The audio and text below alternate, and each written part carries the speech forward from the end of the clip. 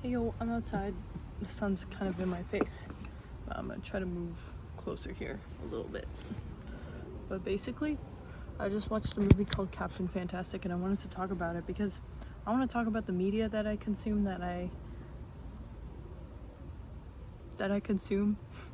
because it feels like I just watch things and they pass me by, kind of like what I'm trying to do with the Guns, Germs, and Steel video, which I've been stalling doing the chapter 2 video. I've been stalling reading that book because I didn't take care of myself very well for like about a week and I just had no energy to learn. I had no energy for anything. But yesterday I started working out again and I'm feeling better. I'm eating a tomato.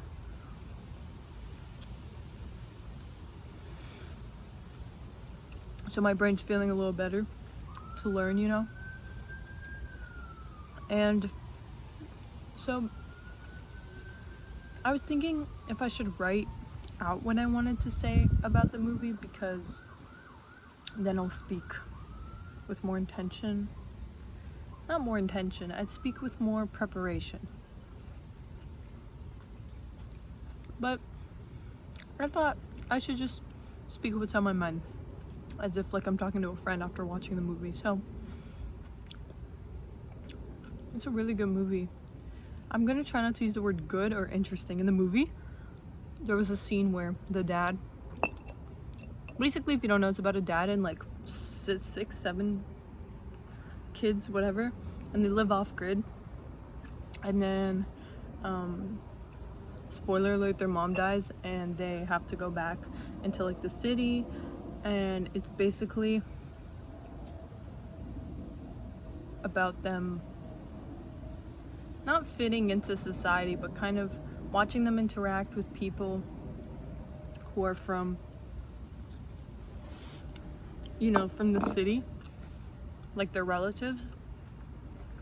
And I think the part that stood out to me the most was how the dad taught his kids, like not just to hunt and all that stuff and not just to like be physically fit, but he made them really educated. Like he made them read a lot of books and most importantly talk about what they learned and apply what they learned. There was a scene actually where they were on their like camper bus that their dad drives like to get them all around, and they called the bus Steve, and they're like, get on Steve, let's go.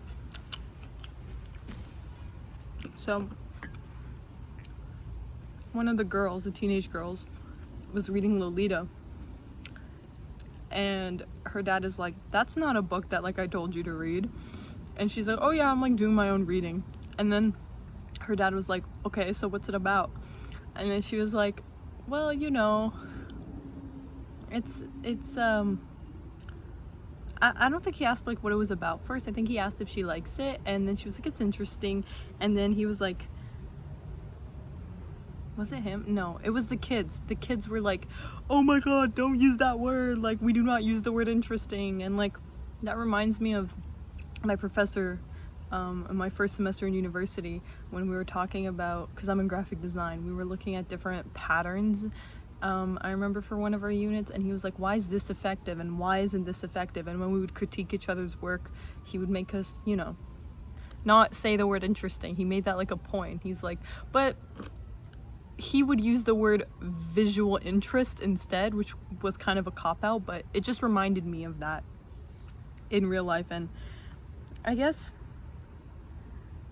then back to the movie when the girl was talking about Lolita, and he was like, well, like analyze the book right now. And she's like, well, so basically there was this grown man and he was like in love with this 12-year-old girl, and then her dad stops her and he was like, no, I don't want a summary, I want you to analyze it.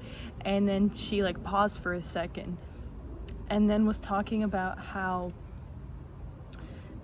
she felt like, because it's from the pedophile's perspective. I didn't read the book, I'm taking from the movie, or I don't know anything. I know the general gist of Lolita.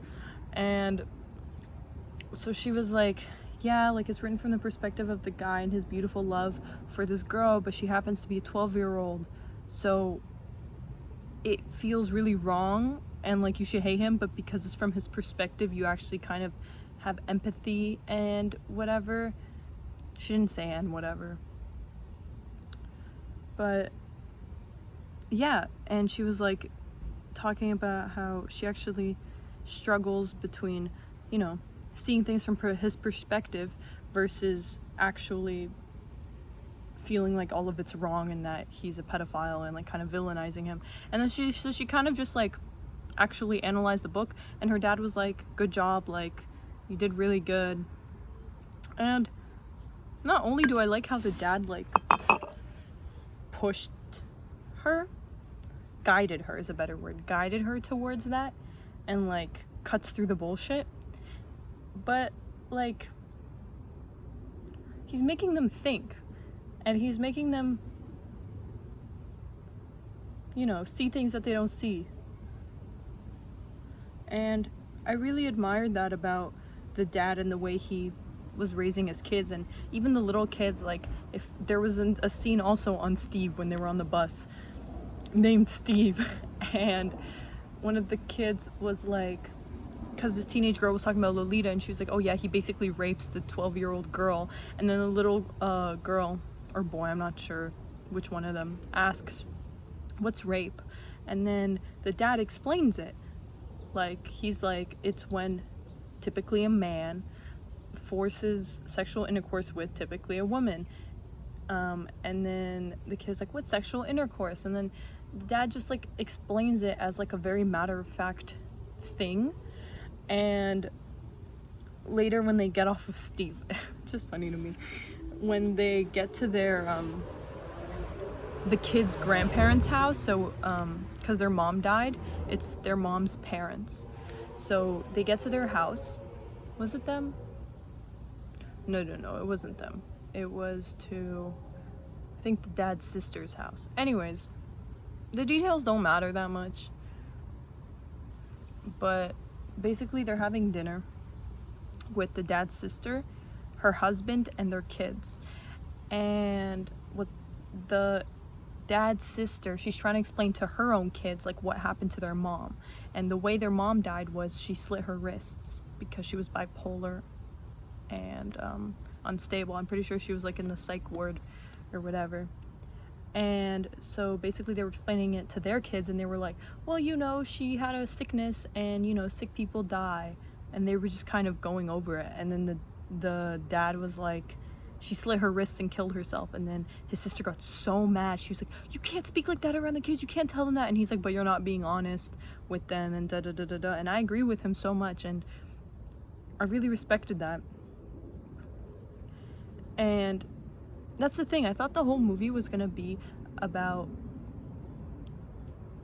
how, you know, how society is wired, and like how education's important, and like not educate, like real education, like actually knowing stuff, how this dad raises their kids basically completely the opposite of how society says you should raise your kids. And I thought the movie was just going to show that it's like, hey, that's actually a good thing, and it's possible, and it's healthy.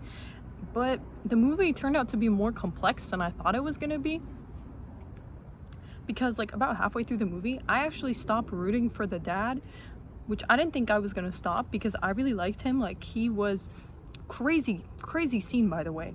The kids were reading their books like at night, like all of them, and he was just like watching them read their books. And the first shot that it pans to is one of the kids reading Guns, Germs, and Steel, and I'm sitting there like, what? I'm reading that book. Pretty cool. And there's like another book, Brian Greene, something about the universe. I remember checking that book out, I'm pretty sure from the library a while ago too. So it was just kind of cool that like I recognized the books. I felt a little smart. a little smart, but you know, they're popular books. It's just that I guess I don't really talk to people about the books I read, and I don't really like see them. So when I see them, I'm like, oh my god, that's so crazy. But yeah, that was cool. My brother said he also talked about Guns, Germs, and Steel in his like political classes in university. So yeah, and it's like the winner like prizes and stuff. Anyways, so yeah, I stopped rooting for the dad halfway through the movie because basically they're having the mom's funeral, and in her will she wanted to be cremated and then flushed down a toilet. And her parents, super conservative, they were like what the fuck, so they had like a normal funeral, like put her in a casket and shit, and she was like Buddhist, and she was like, fuck organized religion, fuck this shit, but it was like in a church. So the dad basically comes and he's wearing like a bright red suit, the kids are dressed up wearing like flowers and shit, everybody's wearing all black, and they come in late, and then especially the grandpa had a bone to pick with like the dad, because he thinks that it's like his fault that his daughter killed herself, if you're following along. The grandpa of the kids. I hope you're following along. So yeah, and then basically the dad in his bright red suit starts reading her will in front of all of them and is like, this isn't what she wanted, like da da da da da, and then he gets literally like pulled out of the church, and so are the kids. And then I was like still on his side, but then there was a part where they were staying at a trailer park, and the oldest son was interacting with a girl there, like from another trailer, and he was just so weird because, you know, they're homeschooled, living off grid, like it's just them and their family, and just watching him interact with her was so weird. And you can tell, you know, they don't get like other people interactions. And then I started being like, okay, this is like a downside to like this kind of stuff, you know, like their way of life, which has a lot of pros, but now, you know, you can see that there are difficulties to it. And then the grandpa threatened to arrest the dad if he comes to the actual like funeral. They were having like a service, I think, at the house or something after, and he was like, I literally called the cops if you come, like fuck off, like you're the reason that she killed herself. And then the kids were like begging him not to go, because if he gets arrested they're not gonna have any parents left. But then he was like, no, I'm going, like da da da da da, like stick it to the man, like da da da da da, like they're very like about doing what's right. And I totally like, I was literally sitting, I was like, yeah, let's do it. But then, you know, that part of the movie kind of sobered me up and sobered like the characters up, and it was like, you know, like there are limits, you know. But then they found a way around it anyway. They like ended up digging her grave up and then cremating her in the end, and then flushing her ashes down a toilet in an airport. So happy ending. I also wanted to talk about, I'm not sure if the way I'm speaking or anything is coming through correctly or how I mean it to. I fear that I'm a little moving on. Let's move on. I also wanted to talk about the way it was shot, because there were some scenes that were so beautiful. Like I literally have them just like imprinted in my head. I don't think I'm gonna forget them. There's a scene where one of the kids is so angry that his mom died, and he's taking out on his dad. He's like, I hate you, bada bada bada. Oh my god. Oh my god. And he's like throwing rocks at this like basketball net at a park by himself at night, and it was just like this dark shot with this basketball net with like the neon orange rectangle around it, and then the white box, and then another little bright orange neon rectangle, and he's just throwing it, I'm pretty sure, at the board, and this basketball net's in the middle, and it's just like illuminated, and it's just dark, and it's like right in the center, it's illuminated, and the kid's off the side like throwing it, and then his older brother comes in and like gives him like a couple more rocks to like keep throwing them, and then they have like a really honest conversation.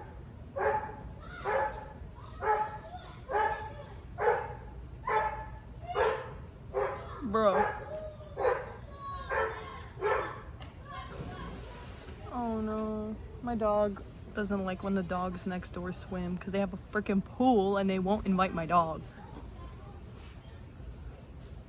Oh, I feel bad. He's sitting over there. But, anyways. Where was I? The basketball shot.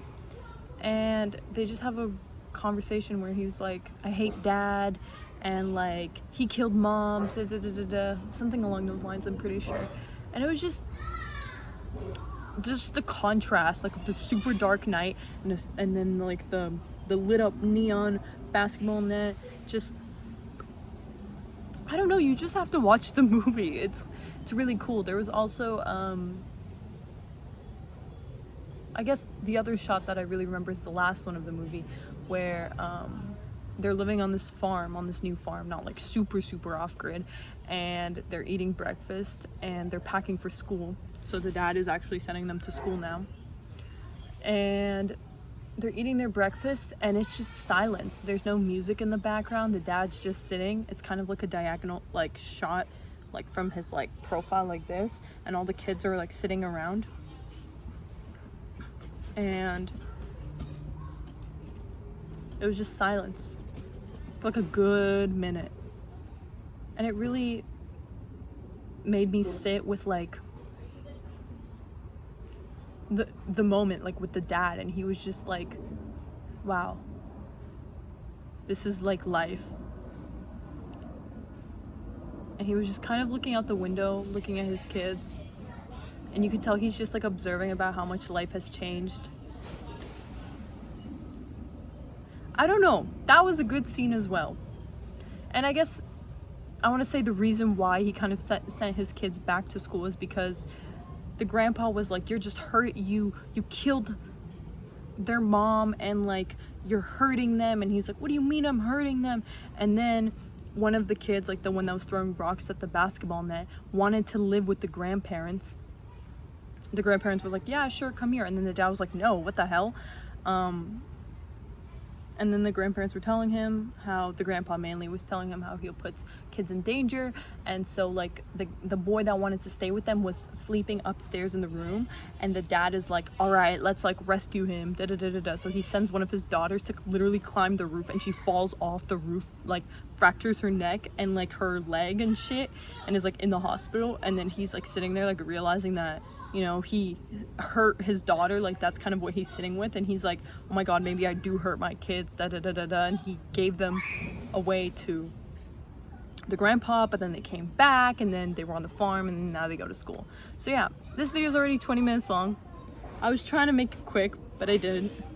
But I guess to wrap it up, what I liked about the movie and what the movie was doing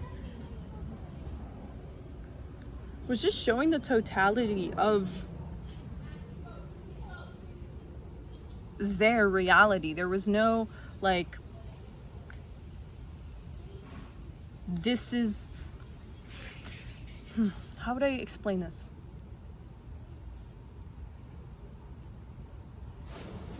It didn't feel like the movie was trying to push. Is that my dog? It didn't feel like the movie was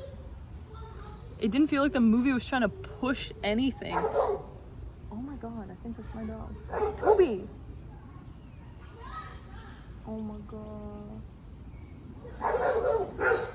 Oh my god. I don't wanna... Whatever, I'm gonna finish this, because I don't wanna like cut it and put it into iMovie. I guess the movie's not trying to push anything onto you, which now that I'm speaking, I actually find that a lot of movies do. A lot of just like media does. And this one is just trying to show the full range and spectrum of the situation and reality, and what the dad grapples with and what the kids have to go through, and just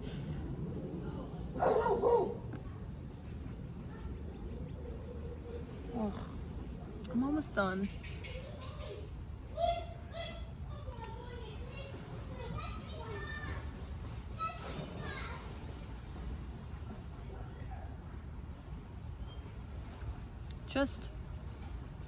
It just felt like real life.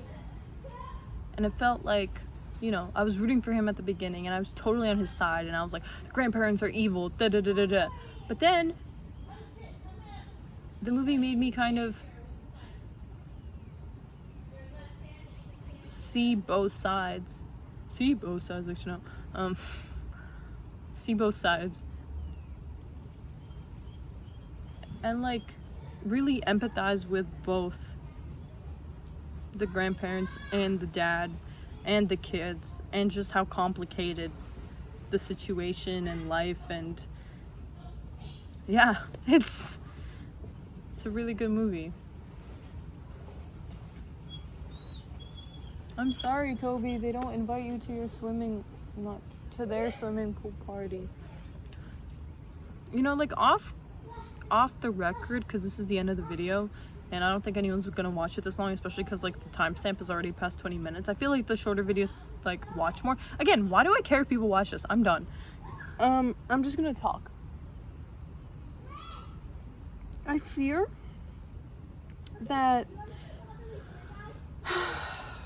I don't talk clearly, and especially after trying to talk about guns, germs, and steel, I find that talking about what I consume and trying to explain what I like is difficult a little bit. And that honestly kind of scared me because it sucks. It makes me feel like I'm stupid and like